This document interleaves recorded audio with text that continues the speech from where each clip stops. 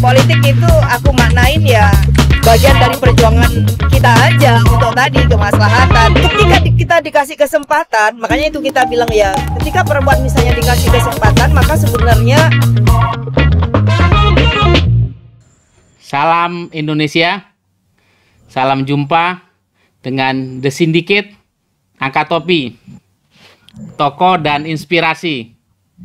Ya, bahagia sekali pada seri kali ini, para sindiket kedatangan tamu kita, tokoh kita yang luar biasa, Mbak Lulu Nurhamidah. Assalamualaikum, apa kabar Mbak Lulu? Waalaikumsalam Mas, alhamdulillah sehat. Alhamdulillah. Salam dari Dapil. Sehat, lagi masa reses, pasti posisi di Dapil ya Mbak. Ya, alhamdulillah, terima kasih Mbak Lulu Nurhamidah, saya panggilnya Mbak Lulu begitu aja ya Mbak. Mbak, Yes, Mas, ya, Mbak Lulu Nurhamidah adalah politisi Partai Kebangkitan Bangsa, anggota DPR RI, fraksi Partai Kebangkitan Bangsa. Saat ini posisinya di anggota Komisi 4, Mbak ya. Ya. Baik Mbak Lulu, terima kasih menyelakan waktu di sela-sela kunjungan kerja di Dapil menjadi tamu para sindiket, tokoh kita untuk The Syndicate Angkat Topi. Mbak Lulu, ini Yes. kan kalau lihat Mbak Lulu ini kan selalu cheerful, selalu penuh senyum, energinya luar biasa, dan Amin. gayanya enak diajak ngobrol begitu. Nah ini kami ingin ngobrol-ngobrol, kami angkat topi untuk Mbak Lulu. Nah, angkat topi dulu untuk Mbak Lulu ini. Nah, Siap, terus ya. Mas. Semoga Topinya sehat aku selalu. pakai. Anggota DPR RI, fraksi Kebangkitan Bangsa. Mbak Lulu, bagaimana sih ceritanya Mbak Lulu bisa jadi politisi di Senayan, anggota DPR? Tentu kan ceritanya panjang Mbak Lulu, dari kecil. Dari kecilnya gimana begitu? Dari mana yang menarik diceritakan? Yakin ini pertanyaannya, kalau mau nanya bener ini mungkin harus 1001 malam. Kita singkat dalam 30 perjalanan menit. yang saya lalui ya kan. Sepanjang perjalanan yang saya tempuh, sebanyak itu pula jatuh bangun kehidupan dan juga bahagia, senang, susah, derita yang juga pasti kita lewati.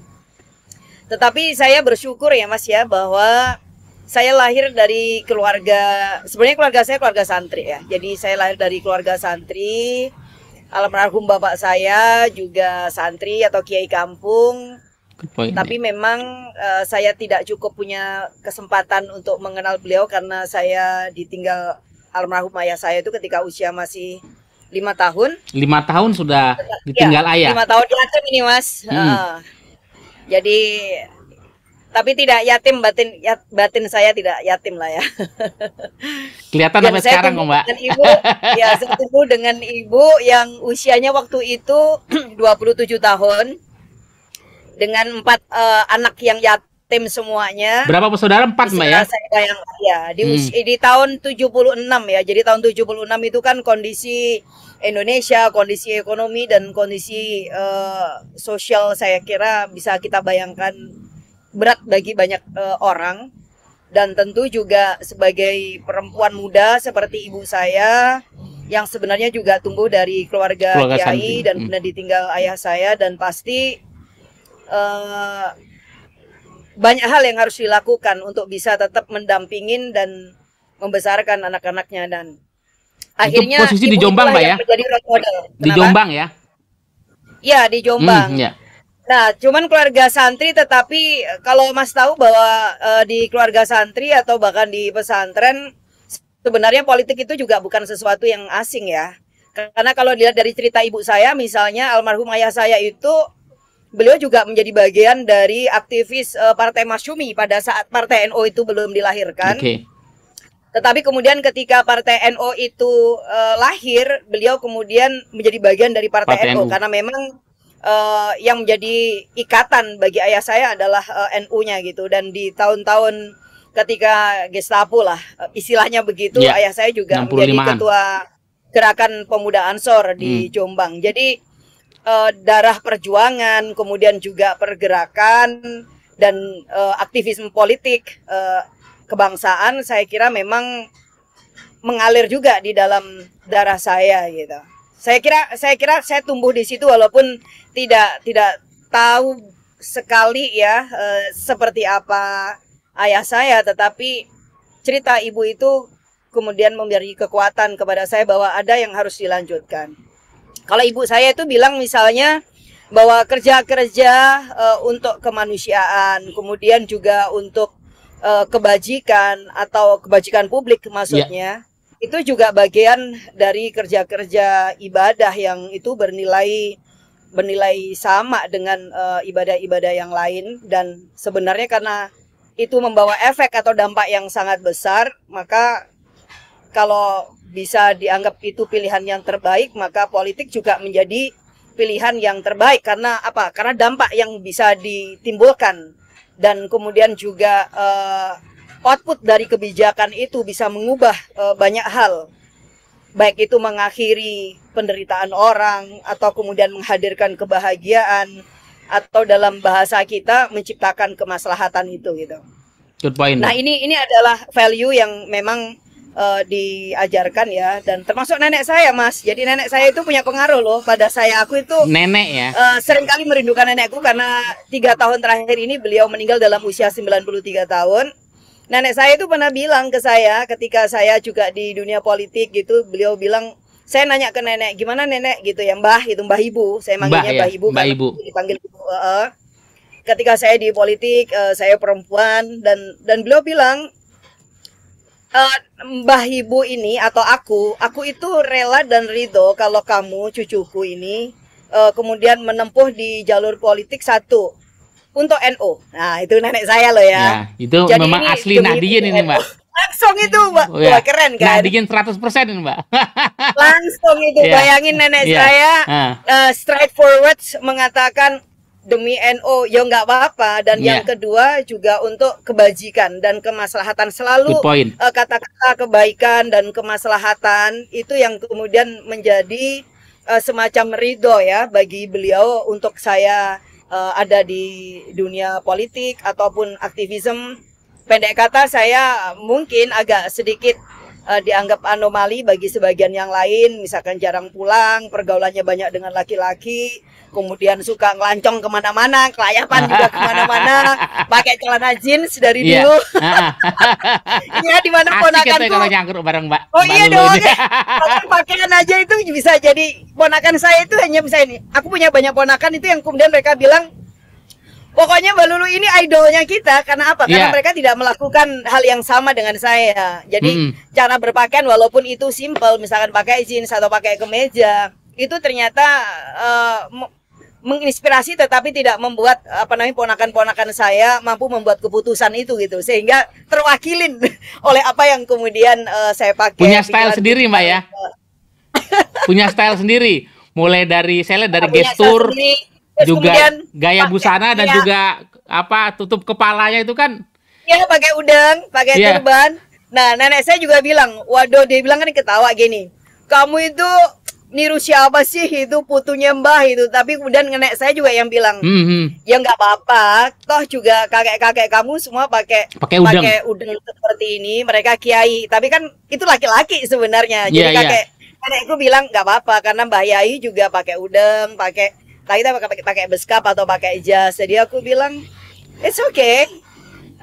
Sesungguhnya tidak ada hal yang kemudian sama sekali jauh dari akar di mana saya tumbuh ya. Hanya saja memang transformasinya agak-agak sedikit berbeda karena aku misalnya perempuan, tetapi jiwa atau value, semangat dan juga spiritualitas yang memang itu diajarkan itu terus menjadi kekuatan hidup gitu lah Mas bagi aku gitu.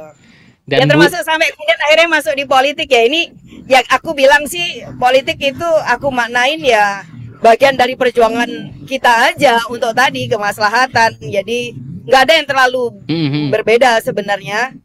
Apakah sebelum di partai atau kemudian setelah di partai, Lulu itu ya seperti ini sebenarnya. Dari dulu saya sudah pakai ubet itu, Mbak? Udah berapa tahun? Kalau kayak gini udah 21 tahun. 21 tahun. Sebelum ke politik sudah pakai ubet? Jauh sebelumnya. sebelum di politik. Oke, Iya, good sejak point. di Angkat topi lah, mau Mbak dulu. jadi pergerakan Punya mahasiswa. Aku style dulu sendiri, gaya sendiri, dan jadi trademark. Kalau di rapat DPR iya, gitu, lihat gitu, yang lain ada yang pakai pakai pakai hijab, ada yang biasa polos, tapi yang kelihatan pakai ubet kan cuma Mbak Lulu. iya, sekarang mulai banyak loh Mas. Eh, Tapi Mas kalau misalkan tahu ya, aku dulu awal-awal di tahun-tahun di mana saya hanya menjadi minoritas yang pakai gini ke bandara ketika saya harus ke toilet misalnya itu ada yang ngikutin. Ternyata ketika diikutin oleh perempuan ditanya gini, itu gimana ya caranya gitu. Oh, pengen tahu. Iya, kemudian ketika saya sempat juga ke hotel misalnya ketemu dengan teman, kemudian di lobi kan ada penyanyinya tuh suka ya mereka apa Ya, namanya welcoming. penyanyi ya, Nah, ya penyanyi yang di bar itu juga unik. Jadi dia juga tanya dan kemudian dia juga bertanya, walaupun kemudian bertanya apakah ini alasan religius atau apa, tetapi saya selalu bilang jawaban saya tergantung konteks ya. Jadi saya bilang ya is this for fun misalnya gitu karena saya tahu siapa yang bertanya dan saya bilang ini pasti juga akan fashionable kalau misalnya Mbak itu juga pakai dan dia singer gitu di hotel gitu dan dia ya, good bilang point. minta diajarkan. Jadi everyone akhirnya kemudian merasa enjoy dengan menggunakan turban kayak apa namanya kayak saya tidak perlu harus kemudian dengan alasan religi gitu. Walaupun pernah misalkan kalau di luar negeri juga sama ditanya mereka suka nanya gini. Are you Muslim? Oke, saya bilang Muslim. Apakah semua perempuan Muslim di Indonesia memakai yang kayak Lulu atau gitu? Hanya Lulu seorang kayaknya. Tapi akhirnya, nah itu juga akhirnya kesempatan kita mengenalkan bagaimana Islam di Indonesia yang memang sangat-sangat beragam. Saya ngomong soal aspek culture ya, Ya. pakai kerudung atau bahkan perempuan Muslim tapi tidak juga menggunakan hijab atau apa karena memang ada tradisi yang sudah jauh lebih kuat gitu sebelum misalnya gagasan atau ide dan terkait dengan hijab itu masuk dan kemudian diterima sebagai kebudayaan atau identiti seorang Muslim itu. Tetapi kan identitas Muslim bukan hanya dilihat dari apa namanya kerudung Good atau point. jilbabnya, ya kan? Saya sih lebih seneng ya pasti ada hal lain lah selain itu. Ya, good point, Mbak. Baik, angkat topi buat Mbak Lulu dengan stylenya, value-nya dan apa pede gitu loh dengan itu dan kemudian menjadi sesuatu yang buat orang lain itu bukan hanya terlihat tampil beda, tapi ada Anak desa lu, Mas. sebuah value yang di deliver gitu loh. Nah, Iya, tadi Mbak Lulu sebut soal anak desa. iya. Menarik, anak desa dari Jombang, pengaruh dari buah keluarga yang sangat kuat ke kultur Nahdiyinnya, dari kakek bahkan dari ayah dan ibu, dari nenek juga sangat kuat sampai pada pesannya ya penting mengabdi NU. Wah itu luar biasa. Tetapi Iya.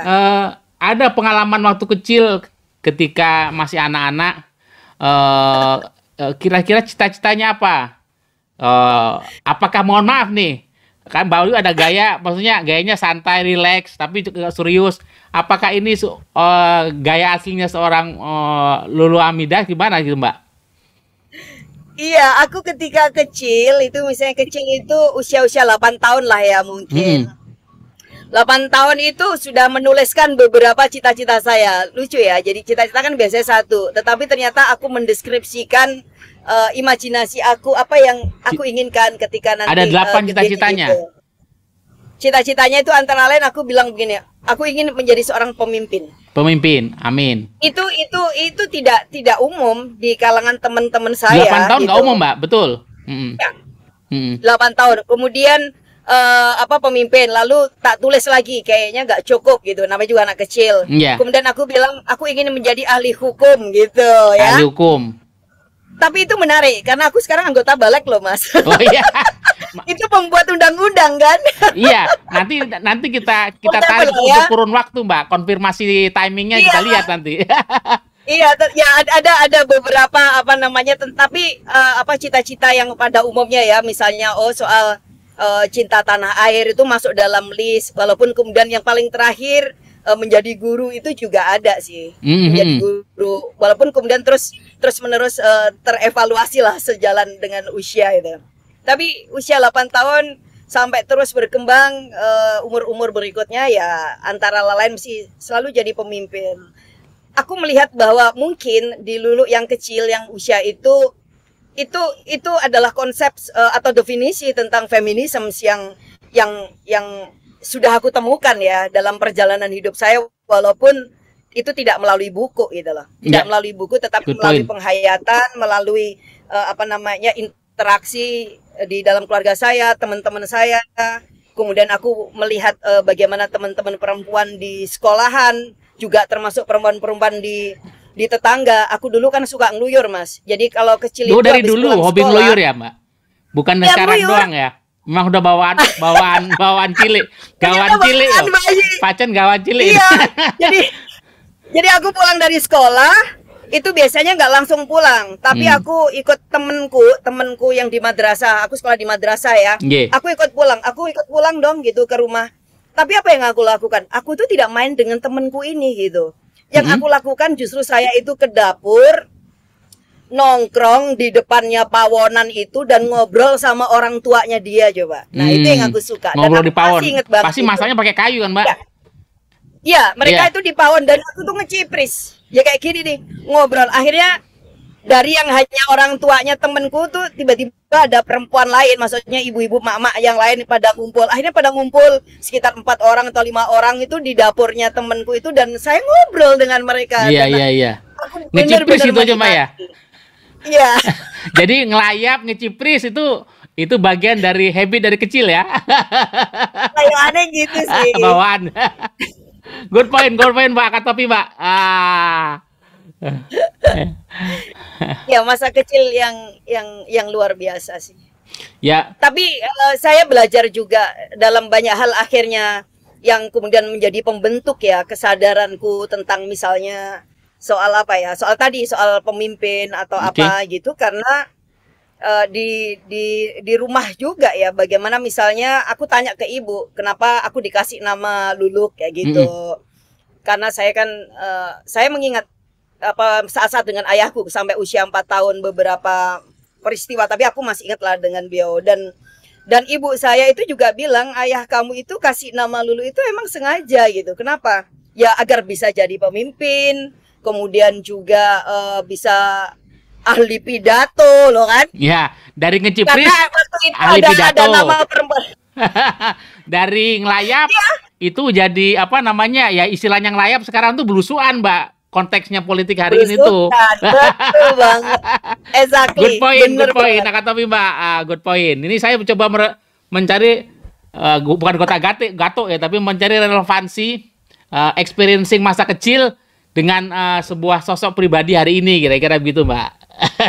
Iya, betul sih, Mas. Saya ya betul ya, kalau kita rangkai-rangkai gitu ya, kita ronce-ronce, tapi memang saya senang sekali main ke rumah teman, tetapi memang tidak main ya, jadi tidak bermain kayak teman-teman lain, saya main pasar-pasaran atau masak-masakan. Nonggo sambil silaturahim sebenarnya. Silaturahim.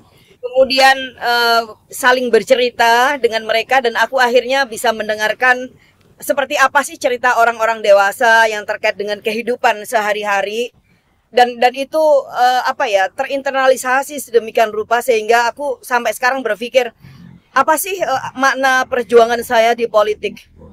Ya pasti ingin lebih banyak lagi orang-orang yang seperti yang saya kenal waktu kecil itu, mereka itu hidupnya bahagia, mereka sejahtera, mereka itu layak, dan mereka dihargai gitu. Good point, Mbak. Baik, Mbak. Nah, sekali lagi sebelum saya tanya, angkat topi buat Mbak Lulu. Jadi tadi ada sebuah ide soal politik yang dibentuk dari kecil. Tadi kan dari pengalaman ngelayap, ngecipris, terutama dengan para orang tua dari teman-teman Mbak Lulu, tentu juga teman-teman juga. Itu kan ada nggak sosok figur? Tadi kan kalau jadi pemimpin pasti ada figur yang diidolkan kan. Saya pengen jadi pemimpin seperti si A, si B. Atau ketika saya ingin menjadi guru, kenapa ya? Atau ketika saya ingin menjadi hukum, kenapa ya saat itu situasinya? Konteks apa yang bisa Mbak rasakan saat itu, dan kemudian ada idol proyeksi kepada sosok tertentu nggak, Mbak? Iya, kalau idol saya sih sebenarnya saya mau lihat itu ya pasti mungkin figur ibu ya. Bagi aku dia perempuan yang mendobrak situasi secara kultural yang memang di masanya, di zamannya juga tidak banyak perempuan yang punya determinasi seperti ibu saya. Kebayang kalau ibu saya seorang determinasi janda. Seperti apa Mbak maksudnya? Determinasi itu misalnya gini, ibu saya itu seorang janda, oke? Oke. Di usia 27 tahun. 27 tahun, masih sangat muda itu. 27 tahun dengan 4 anak orang yatim. 4 anak. Anaknya 4 yatim. Mbak Lulu nomor berapa ya waktu itu sore? Iya. Mbak Lulu nomor berapa? Nomor 3. Perempuan baru laki-laki yang terakhir. Okay. Saya anak yang tengah ini, makanya antara laki dan perempuan. Setelah punya anak 2 perempuan, biasanya kan orang tua tuh kepengen anak laki-laki. Ini ternyata lahir juga aku, makanya kan dibilang dulu itu tomboy agak laki-laki itu karena harapannya. Mbak Lulu, kita angkat topi buat Mbak Lulu Nurhamidah. Apa ya Mbak Lulu? Jadi ada idol dari sosok ibu yang begitu kuat, karena dari kecil Mbak Lulu ditinggal ayah pada usia masih 4 tahun, dibesarkan oleh seorang ibu. Bagaimana perhatian dan pendampingan ibu itu menjadi sosok yang sangat membentuk seorang Lulu Hamidah. Bagaimana itu Mbak? Iya, jadi bagi saya itu, ibu itulah gambaran yang sebenarnya tentang apa yang sering para aktivis bilang ya. Perempuan harus punya sikap, perempuan harus punya kemampuan membuat keputusan yang terbaik bagi dirinya sendiri atau apa yang menurutnya itu penting bagi kehidupannya. Dan tentu dia juga gambaran dari seorang perempuan yang berani mengambil semua resiko yang itu diambil gitu. Nah, bagi saya ketika ibu saya mengambil pilihan misalnya tidak menikah hanya karena ingin memastikan anak-anaknya semuanya sekolah yang setinggi-tingginya, di saat dimana bahkan kawan saya itu ya rata-rata lulusan SD gitu Mas.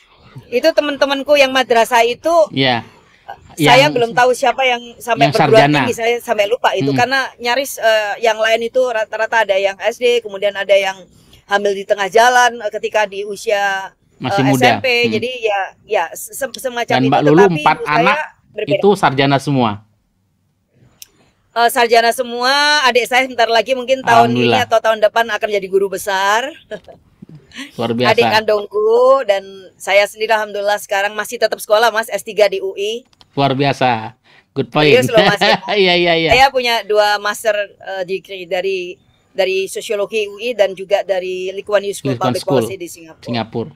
Good point. Angkat topi Mbak Lulu. Ya.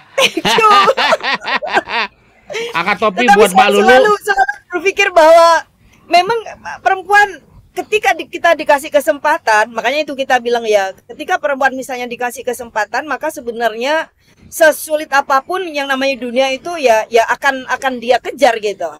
Ya. Asalkan kemudian opportunity, kesempatan, peluang. Nah, saya kira itu bagian kemudian menjadi cita-cita politik. Bagaimana kita memberikan ruang, memberikan kesempatan, ide-ide tentang kesetaraan itu adalah niscaya gitu. Sehingga semua warga, katakanlah ini laki dan perempuan, kemudian memiliki determinasi, memiliki kesanggupan untuk membuat pilihan yang terbaik bagi hidupnya dan dia bahagia dengan pilihan itu.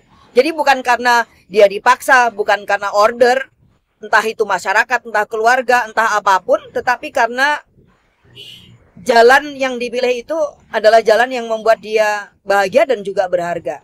Nah, itu loh yang saya lihat dari ibu saya. Tanpa ibu saya mengutip buku referensi, good point. Tanpa kemudian ibu menghadirkan tokoh-tokoh dunia yang kita kenal sebagai tokoh feminis, enggak. Dalam laku ibu saya, perilaku ibu saya dari teladan dan kemudian juga kehadiran ibuku gitu yang terus mendampingi agar anaknya pokoknya nggak boleh menyerah sesulit apapun.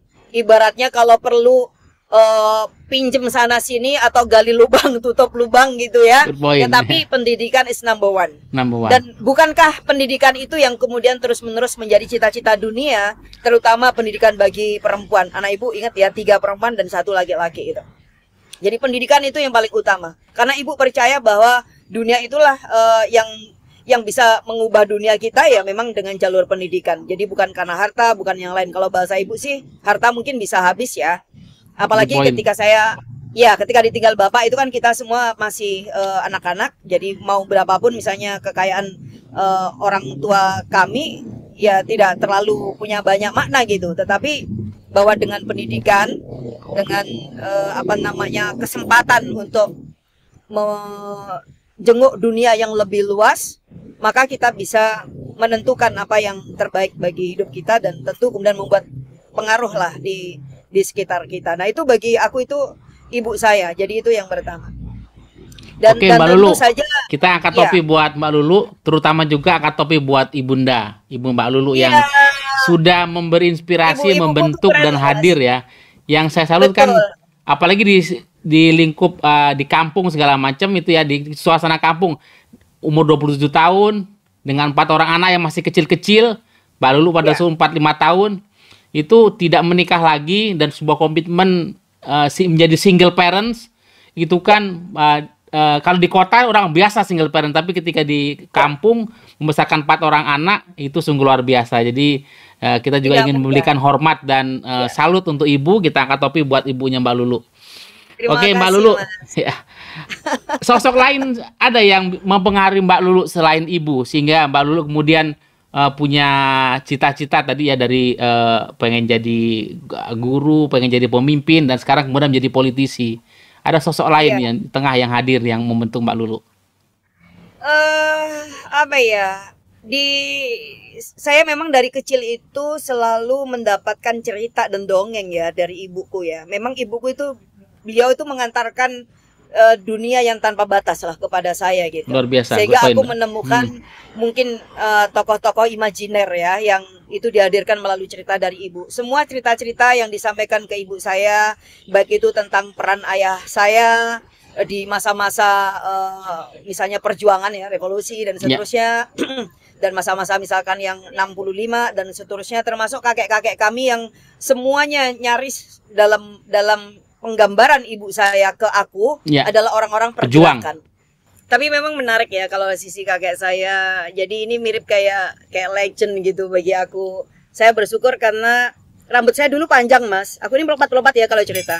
Ya, jadi karena rambutku itu panjang, sebokong gitu. Akhirnya itulah momentum di mana ibu itu suka nyisir rambut aku. Paling suka nyisir rambut aku, entah bikin itu waktu masih kecil, Mbak, panjang. Atau ya di kepang. Nah, di kepang momen-momen yang sangat intim itulah ibu itu selalu cerita tentang bagaimana ayah, bagaimana kakek, baik itu orang tua atau kakek dari pihak ayah ataupun kemudian dari pihak ibu ya.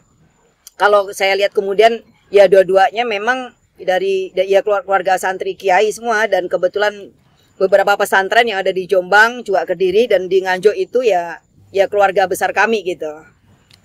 Dan kalau tentang kakek misalkan dari bapakku itu yang saya bilang bahwa beliau juga sempat ke Mekah gitu ya, bareng-bareng sama Mbah Hashim, kemudian juga dengan Kiai dari Darul Ulum dan seterusnya, Kiai Jombang, yang kemudian membuat mereka punya perikatan persahabatan yang sangat kuat, yang kemudian banyak yang mereka lakukan sepulang dari Mekah, termasuk juga kemudian menikahkan. Nah gitu kan, biasanya kan gitu. Hasil akhirnya adalah anaknya kakek jadi Mbak Yunya bapakku, jadi kakak perempuannya Mbak Yuku itu dinikahkan dengan adiknya Kiai Romli di pesantren Darul Ulum. Jadi bude saya akhirnya lah yang melahirkan Kiai As'ad Umar dan seterusnya yang ada di pesantren Darul Ulum itu. Karena apa? Ya karena adanya hubungan ikatan persahabatan ketika masa-masa sama-sama di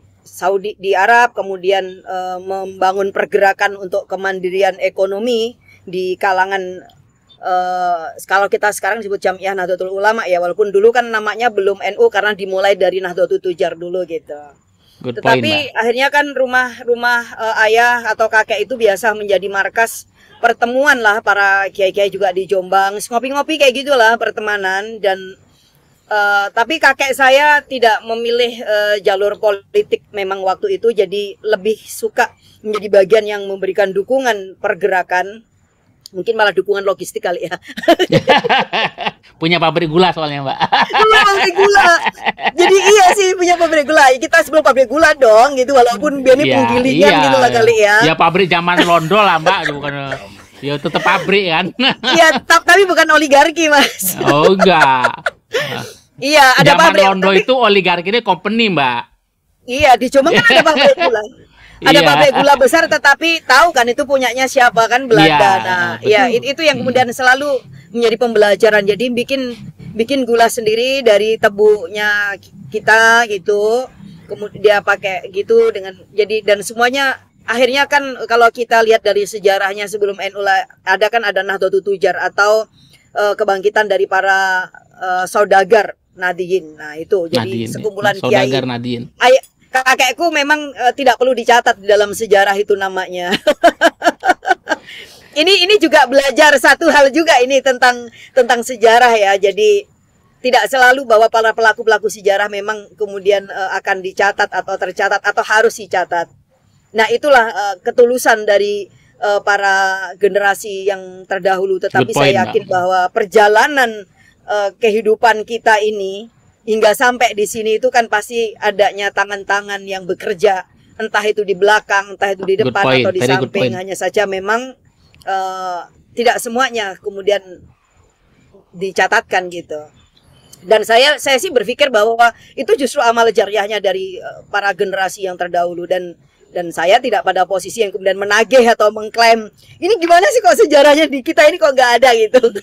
Tapi cukuplah itu kemudian menjadi Good point. bagian dari yang menyemangati, yang saya bilang bahwa jiwa kami adalah jiwa pergerakan, karena sejak dimulai di era itu aja terus Nahdlatul ya, jadi terus bergerak. DNA-nya Sehingga emang kalau DNA kemudian tidak Nadine bergerak, pergerakan. tidak bergerak itu kemudian malah menjadi aneh gitu. Jadi bergerak dan menggerakkan. Nah, itu Baik. cerita dari buku sambil menyisir rambut gitu ya, dan itu keintiman yang luar biasa. Nah, akhirnya kan itu yang kemudian menjadi Terekam. idol-idol kecil, Mm-mm. ya hero-hero kecil yang membentuk apa namanya semacam ya aku gitu. Baru kemudian cerita lagi tentang tokoh perempuan, siapa nenek-nenek kita yang lain, termasuk juga Good point. aku akhirnya cerita tentang keluargaku ya Mas ya. Ya, itu bagian dari membentuk dulu Hamidah hari ini, Ya, yang lincah dan terus bergerak. Oke.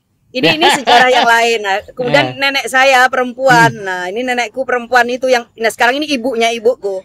Mm-mm. Jadi ibunya Betul. ibuku itu juga menceritakan bagaimana beliau itu menjadi saksi saat-saat misalnya Kiai Hasyim Asy'ari tinggal di rumah mertuanya. Aku harus cerita ya akhirnya bahwa kakeknya nenekku itu adalah mertuanya Mbah Hasyim Asy'ari gitu. Good point kan, Mbak. Alhamdulillah.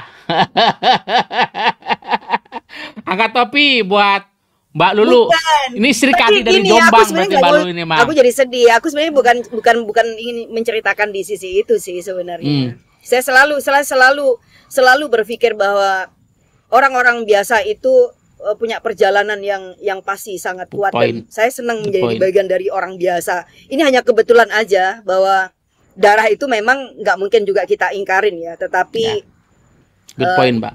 ya bukan everything. Ya. Karena toh saya juga nggak pernah mengungkapkan Mengklaim di itu. publik juga tentang itu. Dan tidak pernah Tapi mengkapitalisasi lagi-lagi itu.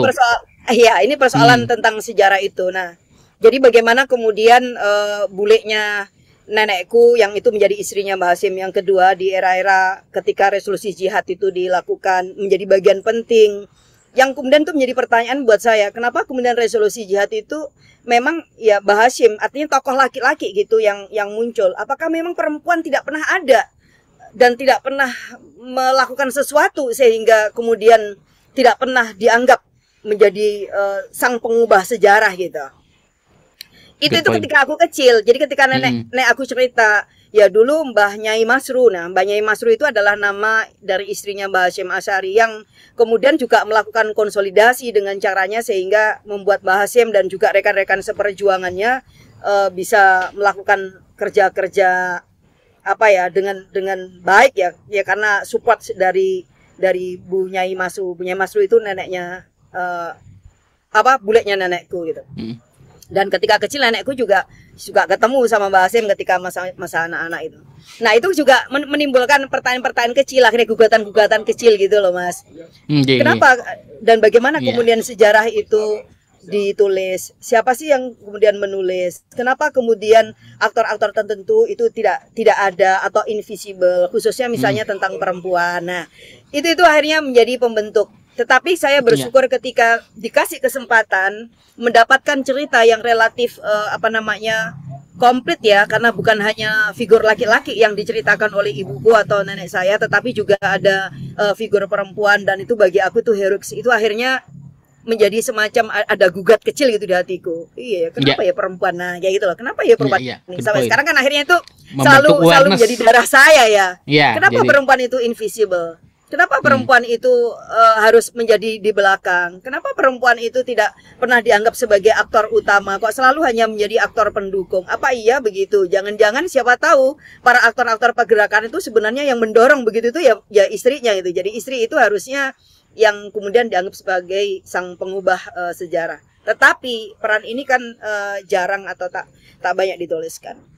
Nah, itu sekilas saja ya bagaimana nafas panjang yang terus di infuse ibuku itu ke aku itu terus terbawa. Jadi yang mulai kamu tuh harus berani, wong mbah-mbahnya itu nggak ada yang penakut. Mbah-mbahmu hebat-hebat.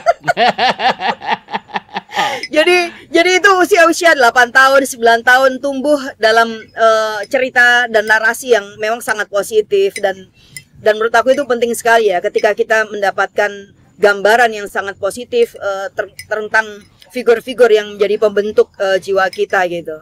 Karena akhirnya saya tuh punya pikiran kalau mereka adalah orang-orang yang ikhlas, kakek nenek kita, orang-orang yang selalu melayani, yang menyediakan rumahnya tanpa batas, yang gak pernah menutup pintu bagi siapapun yang datang gitu. Tidak perlu harus ada orang merasa diundang atau tidak diundang, dan itu yang sangat terbuka itu. Kenapa kemudian saya mesti berbeda gitu? Dan itu yang membuat kemudian rumahku tuh nyaris tanpa dikunci sebenarnya. Sampai sekarang, Mbak?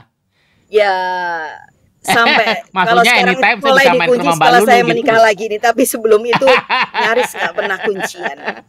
Oh, berarti Mas Afitra yang galak nih. Mas, oh iya. Ya. Kalau itu dikit-dikit, saya juga udah dikunci. Oh iya. Kalau Mbak Lulu, pintu terserah terbuka siapa saja. Kalau sekarang ada sering ngunci, berarti Mas Afitra yang ngunci. Salam buat beliau, Mbak. Iya, beliau ada di sebelah aku itu. Oh iya. Baik, ceritakan juga sih beliau gambaran saya untuk biar tahu misalkan saya itu tumbuh dengan lingkungan pembentuk aku itu seperti ini. Soal kebebasan ya, nggak selalu harus diartikan bahwa kebebasan itu kemudian selalu berkonotasi bebas dalam artian pergaulan laki dan perempuan, enggak, tetapi liberation lah. Tanpa takut, bagian dari awareness ya. Mandiri gitu ya, dan itu adalah sikap iman saya sebenarnya. Jadi yang diajarkan kalau engkau punya iman sebenarnya nggak perlu takut gitu. Ibuku tuh ngajarin gitu. Saya dulu tuh suka ikut lomba loh, Mas. Lomba. Aku tuh, nah ini ini menarik kalau yang ini daripada yang tadi. Aku itu sudah dari usia 8 tahun itu udah juara terus, banyak competition. Lomba apa, Mbak, kalau boleh cerita? Kenapa? Lomba apa ya? Oh, itu gak ada. Oh, tetapi kejuaraan pertamaku itu usia 8 tahun aku juara deklamasi. Wah, nanti boleh di akhir acara kita suruh baca habis deklamasi nih, Mbak Lulu. Itu udah juara. Aku pintar baca waktu itu loh, Mas. Dalam satu hari itu, dan ibuku tuh yang nungguin. Saya ikut lomba baca puisi, lomba pidato, lomba tenis meja, lomba catur, dan semuanya juara 1. Jadi tradisi juara. Luar biasa. Angkat topi lah Bapak dulu. Angkat topi buat Lulu kecil. Mbak Lulu kecil. Oke, Mbak Lulu. Kecil itu. Karena tadi itu nggak usah takut gitu. Jadi yang perlu ditakut. Jadi memang udah apa tadi pesannya Ibu sih seperti itu. Nggak perlu takut, nggak perlu gentar. Nggak perlu takut, nggak perlu gentar, asal pegang iman. Gimana, Mbak, tadi? Ya, persisnya. Jadi kayak gini, iman itu pasti akan melahirkan sikap berani. Iman akan melahirkan Kenapa? sikap berani. Karena Good point. yang ya satu-satunya yang harus kita takut ya pasti Allah lah kayak gitu. Good point. Dan kemudian Amin. kalau tempat bergantung itu ya Allah. Jadi yang diajarkan apa? Harus mandiri, dan itu yang saya lihat dari ibu saya. Bagaimana ibuku yang janda usia itu, saya belum melihat ibuku itu memiliki ketergantungan misalnya entah itu kepada keluarga atau orang, dan mengeluhkan misalnya kondisi hidupnya yang berat karena membesarkan anaknya di dalam konteks waktu itu ya. Indonesia juga masih secara ekonomi pasti sangat susah kayak gitu, dan nggak banyak kesempatan yang terbuka bagi perempuan. Karena apa ya? Karena ibu percaya bahwa iman yang menuntun kita untuk kemudian menjadi berani dan tidak tergantung kepada orang lain gitu, dan sikap-sikap positif yang akhirnya membuat saya yakin aja gitu. Mau saya jadi anak kampung, mau saya jadi, aku juga anak yatim, nggak punya ayah, walaupun aku merindukan sosok ayah itu memang dari dulu gitu, tetapi tidak kemudian sampai aku harus tenggelam ya di dalam kesedihan itu, karena percaya Tuhan yang menuntun itu. Nah, dan itu yang akan terus terbawa dalam sikap saya ketika di mahasiswa, ketika di organisasi, bahkan even sampai sekarang. Ketika saya masuk di partai politik, ketika saya ngomong sama Caimin, saya bilang bahwa Caimin mengambil saya di PKB itu dengan beberapa konsekuensi. Saya kira apa? Aku menjadi tetap diriku sendiri. Aku akan bicara, dan aku mungkin tetap pada posisiku ketika aku berpikir ini ada hal yang benar, yang itu kemudian memang harus saya sampaikan, maka aku pasti akan sampaikan, dan aku pasti akan ngomong berdasarkan jalan itu gitu, dan gak ada yang bisa menghentikan. Baik, luar biasa Mbak Lulu. Kita cukupkan untuk sesi ini. Lulu Nurhamidah, kita angkat topi buat Mbak Lulu. Kita juga ingin angkat topi buat ibunda Mbak Lulu. Nah, kita sebut saja beliau ini, Mbak Lulu ini adalah Sri Kandi dari Jombang. Angkat topi Mbak. Amin. Terima kasih Mbak Lulu.